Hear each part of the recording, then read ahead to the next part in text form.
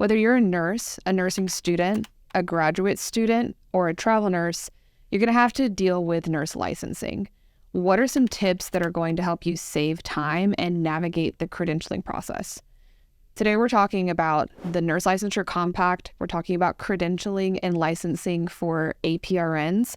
We're talking about time-saving tips, and we're going to give you all the information that you need as a nurse anywhere along your journey to navigate the credentialing process in a way that's going to save you time. A lot of different states are part of the Nurse Licensure Compact program. Can you talk a little bit about what that means and what it means for like a travel nurse specifically who's looking to hop state to state, or a nurse who's applying to move to somewhere in a new state? 100%. So if you are operating under your RN license, many of the states that are going to participate in the licensure compact are part of what is called the ENLC, the Enhanced Nurse Licensure Compact. Every state has to opt in to the Nurse Licensure Compact if they choose to participate. And that just means that the credentialing information is shared between all of the different states, and it makes it a lot easier to bring nurses into your state. If you're watching this on YouTube, we're going to have up on the screen here a picture of which states participate in the Nurse Licensure Compact. It is most states, at the end of the day, participate in the compact licensure. But there's a couple of nuances, and I think this really isn't talked about very much in nursing school, about how to prepare students to enter the workforce and kind of some of the teasing out the differences about like what a single state license versus a compact license really means. So you've got the image on the screen. I'm not going to recite all of the states by name, which do participate and which don't. You can see this on the screen here, and if you're listening in a podcast, then you can look up which states are part of the compact. Most states are. What does it mean if you are coming from a state that is not part of the Nurse Licensure Compact?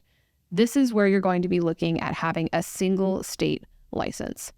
And the way that you're going to determine whether or not you are a part of a single state versus a compact state, it's going to be your identifying documents. If you go to nursing school in California, which is a non-compact state, and your driver's license and your tax registration and your voter ID are all in California, and you're going to move to Colorado, which is a part of the Nurse Licensure Compact, you have to go and get a new driver's license and register to vote and register your taxes in the new state before you can apply for a compact license. Okay, I'm confused about that. Yeah. So if I am a resident of Pennsylvania, Mm-hmm. I can get a nursing license in Delaware, which is a compact state. I just can't be part of the compact system unless I'm a resident of Delaware. Is that correct? That's correct. So this is... Oh, what? I didn't even know that. That's garbage. It becomes a little bit of a pain for the nurses who are from these non-compact states. New York, Pennsylvania, California, Oregon, and Washington specifically are the biggest states that are not part of the Nurse Compact. If you come from a non-compact state, you have to either become a permanent resident of the compact state and then get the compact, or you have to apply for single state licenses every state that you move to. That's what I've always done. I have a nursing license in Delaware, New Jersey, Pennsylvania, and New York, which are all compact states.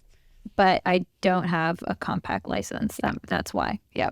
So what does this really mean for you at the end of the day? If you're a nursing student and you are debating where you are going to be starting off as a new grad, this is kind of where it's going to help you out to think about whether travel nursing is one of your goals down the line. Because if you are going to be applying for a single state license and you're not moving to your non-compact state for a few months, it might be in your best interest to get your compact license first and then change your permanent address and your tax information and move to your non-compact state. Yes. I have another question. Yes.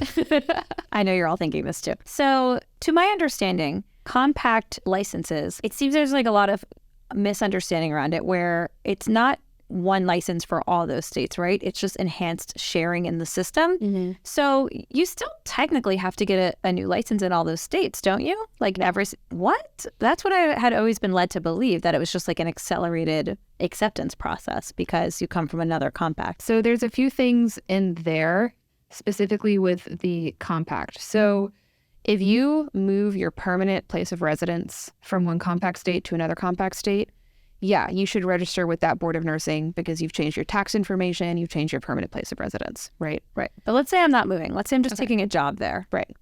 Then what? If you are a travel nurse or you are moving from one compact state to another and you're not changing your permanent residence, like your tax information and your driver's license, if you're part of the nurse licensure compact, you do not have to get a new license. They just allow you to practice. Yep. Wow. It's a reciprocal license, so it allows you to practice in all the compact states without having to get another license. So this really, for travel nurses, when push comes to shove, ends up being really important for moving around pretty freely, because it's going to speed up your credentialing so much faster if you have a compact license. So there's a lot of words there. We're going to show on the screen again which states are compact, which states are not compact. The very, very short TLDR version of this is that if you have a permanent residence and a driver's license and tax information in a compact state, when you get licensed, you are going to have a compact nursing license. If you come from a state that is not a part of the compact, you have to apply for single state licenses in every state you move to. And that is the very simple version of all of this. I think that's a good summary. That makes sense in my brain. Okay, so now that we cleared that up, let's talk a little bit about temp licenses and how that relates to travel nursing and how that relates to credentialing. So let's say you're from a non-compact state and you are either moving to a new state to work, or you're a travel nurse and you're trying to get a license in a new state. You can apply for both a temporary license and a permanent license. The difference is that the temp issues faster. So that'll be a tool to use if you're trying to get licensed and credentialed and move somewhere. Apply for both your temporary and your permanent license, and then hopefully the temporary will issue within a few weeks. And then you're not going to get held up as you're trying to move or start your new job at the end of the day. that's really important, because as people graduate and enter the workforce, there are a lot of delays, specifically post-COVID. Like, there was a lot of administrative backup, and now like the processing of licenses is just taking a lot of time. People are moving around, people are job shuffling, people are travel nursing. These states all have ultra long waits right now to get your license. I think it took me almost 5 months to get my New York State nursing license this round. I've been hearing about California taking 6 months right now, pretty routinely. So using a temporary license to kind of bridge you is a really good strategy to know, just a tool to have in your back pocket. That'll help you have the boldness to apply. I know sometimes the delays in licensing make people not want to even try to apply to jobs in your desired location, but try to always look at the end goal and know that this is an option for you. The last tip in this episode is talking about ways to make this process less painful and tips on how to apply for a bunch of licenses. So stick around for that. I have a compact license, New York, Hawaii, California, Oregon, Washington, and Nevada, and DC. I think the only non-compact state that I don't have is Alaska. So I've done this quite a few times, and we're going to give you the tips on like how to make the process as easy as possible. But like Chrissy said, using the temp license so that you can go ahead and apply for the job that you really want is something that you should definitely be keeping in mind. And we'll give you more tips kind of at the end. So I think now the next question is, as a student registered nurse anesthetist myself, navigating the licensing and credentialing process, what do you have to tell everybody about how licensing and credentialing works as an APRN and a CRNA, and what do RRNAs need to know as they're getting ready for their clinicals? There's a lot here. This topic is so confusing for people. It's even confusing for CRNAs. It's just not talked about in our public spaces enough. It's very poorly advertised. Let's dissect anesthesia law a little bit. And I know this is going to ruffle some feathers here, but guys, if you don't like it, you can Google the Supreme Court cases that have led to these decisions, all right? I was not on the Supreme Court in 1917.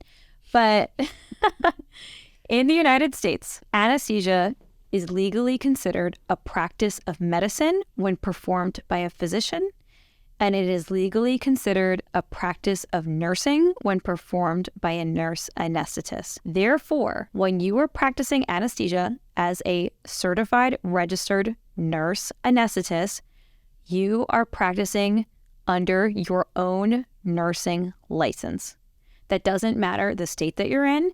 It doesn't matter the practice model that you're working in.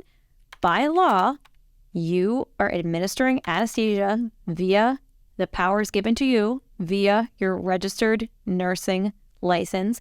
And the C in certified registered nurse anesthetist is your certification to do so thanks to passing your boards exam, the NCE that is granted by the NBCRNA, that is the credentialing body. So the C is your certification from the exam, and your practice of anesthesia is through your nursing license. So, Chrissy, we were talking about this last night, and you were teaching me a little bit there about the state-to-state licensing. Like, is there a specific CRNA license in every single state? No. In fact, it's so confusing for people.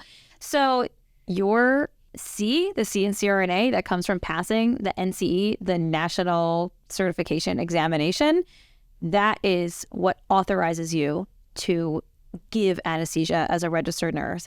But it's not a CRNA license.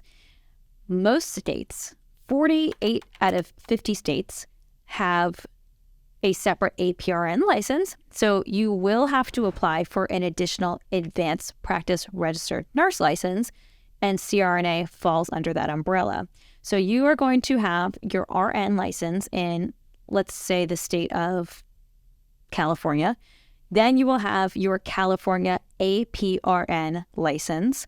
You will have your certification through the NBCRNA after you pass the NCE, and that is it. There's no additional license. And then in order to practice, you usually also have to get a DEA license. That is what authorizes you to prescribe opioids in the U.S. It's fascinating. So as a new grad CRNA, what I need in that state to practice is an RN license and an APRN license in that state. And your DEA. And my DEA, and to pass my boards. And to pass your It's boards. not like a separate CRNA license that I'm applying for. Correct. So what does that mean? What's one of the implications for RRNAs then? So there's so many implications. We also there's two big implications here. Right. The first big implication is to understand what all of these licenses mean. And the second one is to plan ahead wisely. So circling back to what these things mean and clarifying a little further, there is a lot of confusion among even CRNAs about what it means to be an APRN or not an APRN in the two states that remain, Pennsylvania and New York. Which is where you've worked, right? Those happen to be the two states that I have practiced in. So you're the perfect person to talk about it. So I'm the perfect person to talk about it. And I have friends in leadership in the organizations, the Pennsylvania Association of Nurse Anesthetists specifically. So I know a lot about this topic. I have read about it extensively and dialogued about this with people extensively. Just because you are not an advanced practice nurse in these states, it does not affect your scope of practice with anesthesia. I repeat, the APRN license does not affect your scope of practice in regards to anesthesia. Why is that? Because according to the law of the land in the United States of America, like it or not, anesthesia is an extension of your practice of nursing, and you are authorized to do so by passing your boards exam, as long as you're credentialed in that facility to do so. So CRNAs do, in fact, practice independently without the physician supervision of a physician anesthesiologist in both Pennsylvania and New York. Now, does this typically happen in large academic medical centers? No, it does not. But you can find them contracting themselves out to dentists and plastic surgeons with private offices and endoscopy suites, and they do practice there routinely. Now, we can talk about scope of practice, ACT models, direction versus supervision, and what those things mean in another episode. I don't think this is the place to dissect that, but it is important for you to understand that being a CRNA comes from you being a registered nurse who passes your boards exam in anesthesia, right? And so the APRN license should not be like what makes you decide to work in a state or not. I guess a way to look at that would be that in most states, the particular board of nursing of that state has decided to give you an extra license, right? But then what gives you the ability to practice anesthesia is passing your boards exam and having your RN license. Exactly. So then I guess what's one of the more common myths, what are these beliefs of nurses or RRNAs in Pennsylvania or New York? They think that their scope of practice is affected by the lack of the APRN license. It just grinds my gears so badly. I'm getting heated just thinking about it. The biggest myth is that people think that they are not going to be liable for malpractice. They're like, oh, I'm working under a physician, so, I'm not going to get sued anyway. It's like everything is their decision. I'm not an APRN, so I'm just going to do whatever they say. I want to be very, very clear about this. I 100% am always in favor of collaboration. I love getting along with people. I love being easygoing. I do not like to rock the boat. I respect and value my physician colleagues. 100%. I work very well with them in the operating room. I routinely seek out their opinions. We are sharing a patient. I recognize that it's their license on the line and my license on the line. And I want us to both be clear on the plan. And we both need to take full responsibility for the patient. So just because you're not an APRN in that state, though, it does not relieve you of that liability or responsibility. You need to be okay with the plan as well. You need to learn how to navigate that stickiness and collaborate and communicate effectively. Don't just turn your brain off and allow someone else to make decisions if you know that what they're saying isn't quite right or you're unsure about it. And this really ties into whatever state you're operating within as a registered nurse. You should be familiar with your Nurse Practice Act, and you should be familiar with the legislation surrounding nursing practice laws, right? Because this is something that is apparently pervasive even amongst RRNAs or CRNAs in the state, because we don't really cover a lot of this in school. So you should know what your Nurse Practice Act covers, and you should know what your scope of practice is in these states, and you should always be collaborating and working with the team as you're taking care of the patients, but also really know what it is meaning to practice in these states, right? Because then as far as legislation goes, I think this is going to have to be a whole other episode. Like, you can be liable as a nurse as well, right? So that's the thing. Making smart decisions, be doing excellent patient care, work with the team, but also understand what your license means and understand, do a little bit more digging, look into this a little bit more. And I think we're going to just have to do a whole other episode on this, honestly, because there's a lot here in terms of even ACT model versus independent versus billing. I think that's going to have to be a whole other episode. So comment if that's something that you would like for us to talk about. But what were you saying here, Chrissy? No, I agree. I was going to say we should, the second implication of kind of all this is when you graduate, you need to plan ahead for all of these additional steps. So unless, of course, you're going to work in Pennsylvania or New York. But I encourage you guys, if you are planning to work in Pennsylvania or New York, get a license in a nearby state like New Jersey that does require APRN. It's going to be so much easier to do that when you first graduate and you're already just sitting around, not working, waiting for credentialing to go through anyway. You already have all the paperwork ready to go. Just submit it to another state that does have an APRN license, because down the line, if you want to move out of Pennsylvania or move out of New York and go to a state with an APRN license, it is so hard to do on the back end, or just so much harder than if you freshly graduated. You need all these recent pharmacology credits, for example. I recently tried to get my New Jersey license, and not only did my RN license expire and I'm having the hardest time getting it back, the second issue is that now my pharmacology credits have expired. So I have to prove that I've taken pharmacology recently, and I have to do all these new continuing education modules in pharmacology to be eligible for this license. I had no idea. That's a really good tip. So if you're a graduating RRNA looking at credentialing in states that are New York, Pennsylvania or New York, use a New Jersey license or Delaware license or something nearby, even if you're not going to use it, just because it's so much easier to do it now than do it later. One other thing, do you want to talk quickly about, is there a compact for APRNs? Well, you know more about that than I do. I do. I asked about this yesterday. I asked it as a question, but I know the answer. The answer is no.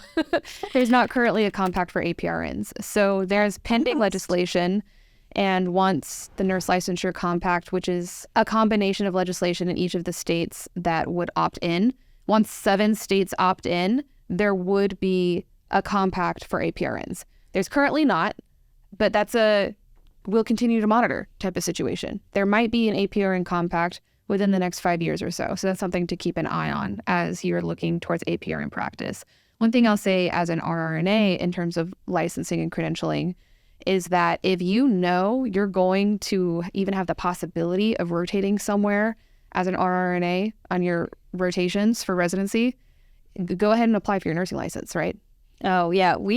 Our program director was very clear about that as soon as we started school, to start applying to our Maryland, Delaware, and New Jersey licenses immediately, because there can be holdups, there can be delays, and you want to be ready to go so you can go to those clinical sites. A lot of the times schools, if you're a nurse and you haven't like applied to school or looked into this yet and you're thinking about it, most programs have you rotate far away to other clinical sites. So our school, we had a rotation at Baltimore Shock Trauma. So you needed your Maryland. It's really cool. It's a cool rotation. I didn't get to go because I was too poor at the time. But now UPenn pays for housing for students down there. So if that was the case at the time, I definitely would have gone. If you have the opportunity to go to BST, take it. Shock trauma.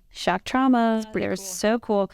But I did get to go to Cooper and do my trauma rotation there, and they were wonderful as well. So cool. Anyway, you definitely want to plan ahead for your licenses there. Speaking of planning ahead, can I make this little side note that we always make on social media about after you graduate, planning ahead to knowing that it takes a long time to get your DEA license and your APRN license, especially if you're applying to a fresh state and you need your RN as well. If you need all three, that can take 5 months. And on top of that, you still need facility credentialing, which often will get delayed. They have to look back at your malpractice history. They look at your school. They verify they verify your boards exam, all of those things. So from the time you graduate until the time you start your first job, if you're applying to a fresh state where you don't have a single license, it could take months. We graduated in May. My roommate wasn't able to start her job in Massachusetts until November. Ooh, and the last student loan gets issued in January because you graduated in May. So that's something to keep in mind for the graduating CRNAs out there as far as your budgeting goes, and to look at your timeline, right? Because that's another 5 months without a paycheck, potentially. It's more than just the licenses. It's also facility credentialing and a whole look back at your malpractice history. And that's what takes even more time. So what can you do to kind of stay ahead of that, right? So that circles back to apply for licenses in every state you want to practice as an APRN while you're preferably still a travel nurse. If you're travel nursing before or during CRNA school, that's a great time to apply for your licenses. So personally, I'm interested in working in either California or New York when I graduate, right? So I've applied to both of those states. I'm probably not going to rotate to New York for my clinicals unless you can set that up for me. I'd love that. But I'm probably not going to be doing clinical rotations in New York, but I can accelerate my credentialing process by already being licensed here in the state of New York. Definitely. And I think that would speed up the timeline between graduation and then starting my first day in the OR as a CRNA. It would actually be quite quick for you because you wouldn't need an APRN license and you wouldn't need a DEA license if you took a New York job. You already have your RN, you just need your boards pass, right? And you could slide right into facility credentialing, which should only take another 1 to 2 months from the time that's in. Yeah, so New York employers 2025.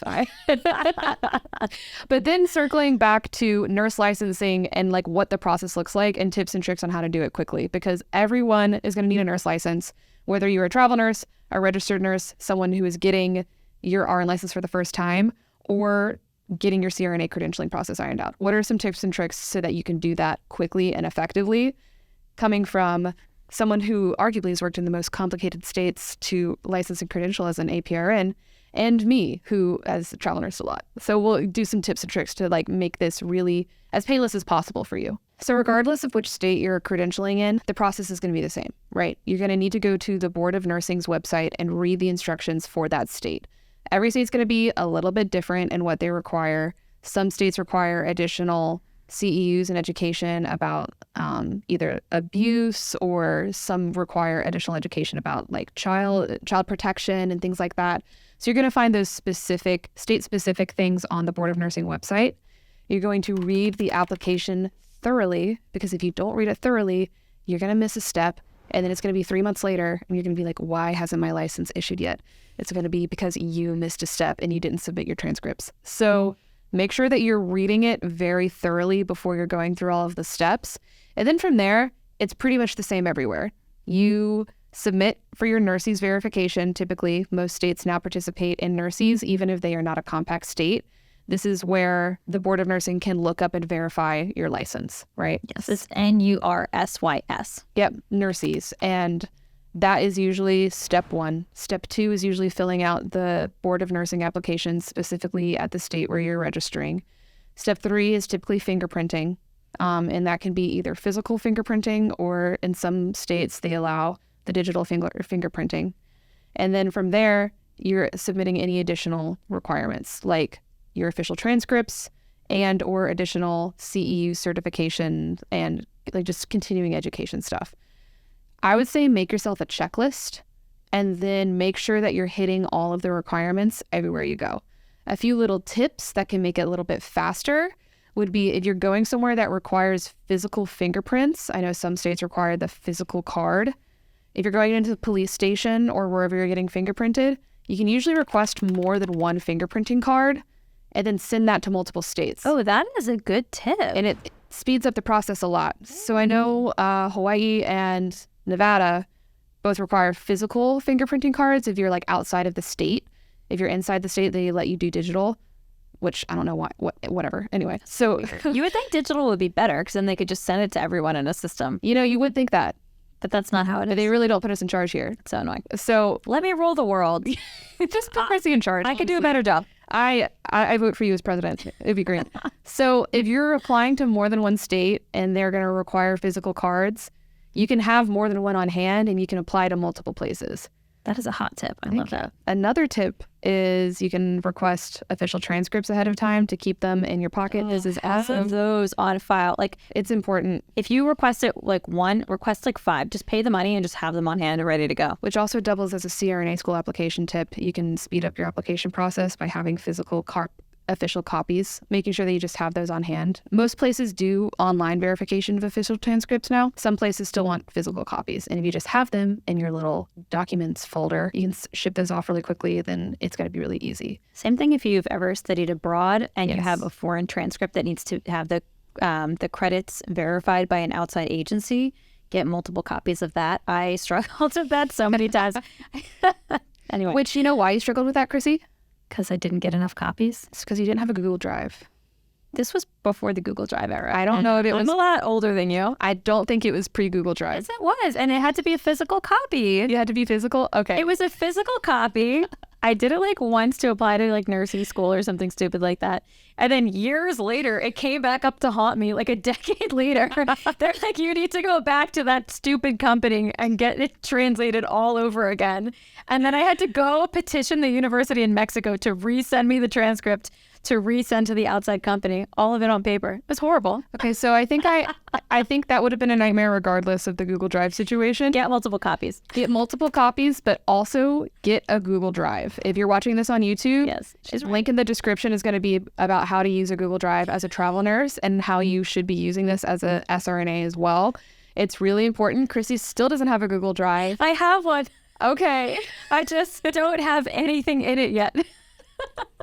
The key things to keep in a Google Drive are your ACLS, your BLS, your immunization history, your flu vaccine, your Tdap, your mask fit, and your transcripts. Mask fit. Yeah, like your N95. Oh, that's so smart. Yeah, so this, as a travel nurse, has like sped up my credentialing process so fast. Also, as I'm starting to get into the OR, right? So I'm shadowing right now.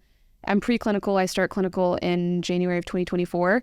But I'm shadowing a little bit extracurricularly, and a few of the places have me submit all of my like vaccine information, and like I do a verification with my driver's license and nursing license and all this stuff to make sure that I'm like really a student before I'm in there to be observing nerve blocks and all of this stuff. Each clinical site is going to want to know all that vaccine stuff every single time. And you know what makes it a lot easier? Having a Google Drive. She's right. Organization is really going to be your best friend when it comes to licensing and credentialing. And it's just going to save you so much time and hassle, which organization really ties into the sponsor of today's episode, Fusion Marketplace. We love Fusion. Educating and empowering nurses to make the best decisions for them is something that we're really passionate about at Confident Care Academy.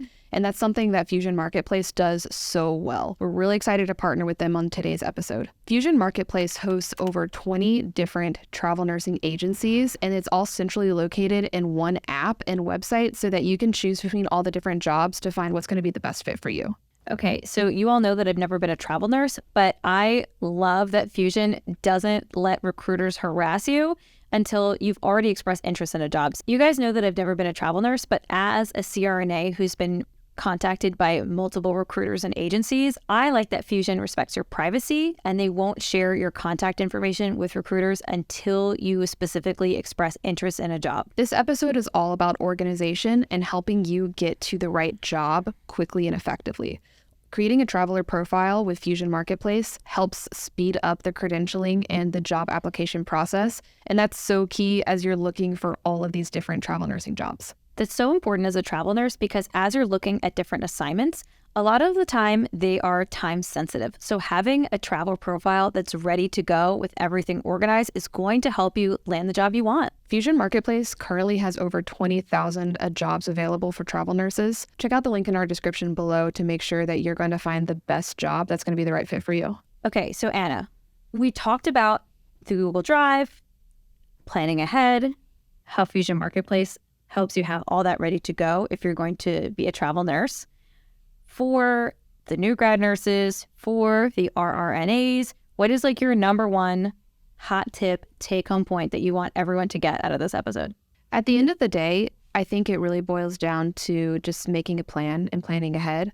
If you're going to be looking at these websites, looking at the Board of Nursing in the states that you're interested in working at, you just need to go ahead and make sure that you're doing your research ahead of time. Because like we said in an episode the other day, if you fail to plan, you plan to fail. It's so true. Make things easier for yourself. There is no reason to be stressed out at the last second because you didn't get credentialed on time, and now you're going to have to give up 2 weeks of your high-paying travel nursing job because your nursing license didn't come in time. Or even worse, to miss your dream job because you didn't get credentialed and you're not going to make it to like the best job ever. I have a sad story that happened to me. Oh no. That happened to me. What happened? So I graduated in 2013 with my RN, my BSN, got past the NCLEX in June of 2013 with my RN. And I was applying to jobs in 3 different states. Every job in the Philadelphia area, if it was on Indeed.com, I applied to it. All over New Jersey. I applied to jobs in Delaware. I applied in central Pennsylvania. And I applied to jobs all over New York City. I had a connection at Northwell. I had a family member who, after months of just rejections, not even a single interview offer to any nursing job, she got me into their new grad residency program for the cardiovascular ICU at Long Island Jewish Medical Center. And I was really excited about this. I was looking at apartments in Queens. Like, I'm from Long Island originally. I was going to be closer to my family. I could have my New York City girl moment. And because of the New York State licensing, how long it took, I was not able to join that class. No. And then they told me that there was not going to be another new grad nurse residency class starting until at least October, but they weren't even sure if it was going to be for new grads or not, so they couldn't promise me the position. So after that, I had to continue my job hunt, and thankfully I did end up landing a job at the hospital at the University of Pennsylvania. I really loved the unit I ended up working on. All worked out in the end, but I had a similar ongoing issue with New York Presbyterian as well. I had applied to the new grad nurse residency program at Weill Cornell to be in their burn ICU. And same thing, like New York licensing was messing that up. So I basically lost 2 dream job opportunities in New York. You could have been a New York City girl so much earlier. I was just trying to move there so bad. And, some of it's just that New York takes a while. But at the same time, if you can have everything in line ready to go and save yourself a few weeks, that could be the difference between you starting in your dream job or not. So it's really important to stay organized. I am the least organized person you'll ever meet, you guys.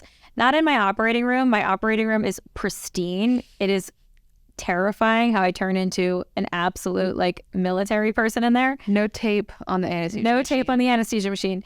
But I really scared so many people with that. But plan ahead. It's going to help you out. learn to develop the skill, get the Google Drive. I know I'm resistant too, but it really is going to save you guys time. It really boils down to opening doors for yourself, right? Yeah, help yourself out. Don't be the person to tell yourself no. Help out future Chrissy. Help out future Anna. Future Anna says, hey, thank you so much for already getting all these licenses, because now I can go to all of the clinical sites and all of the doors that might open for me. It's ready to go because the licensing is already done. I still have one copy left of that transcript from Mexico. Really? Just in case I apply to law school. Oh, final hour tip. Okay, if you're interested in ever working outside of the United States, keep official syllabi of your nursing school and your graduate school curriculum. If you want to get a job in Australia or New Zealand or Canada, they want to see the syllabi of all of the nursing school classes that you took. So that would be another thing to go in your Google Drive if you're ever looking to, have a hot New Zealand girl summer and work as a travel nurse down there. Ooh, you know what? We should have my friend Ashley on as a guest. She worked for like 3 years as a travel nurse in Australia. That would be an amazing episode. And she's an American nurse. So guys, comment below if you want to peer pressure Ashley into joining us. I think that's a yes for me. All right, guys, like and subscribe if you enjoyed this video. It really helps us out. We're excited to bring you more with Confident Care Academy.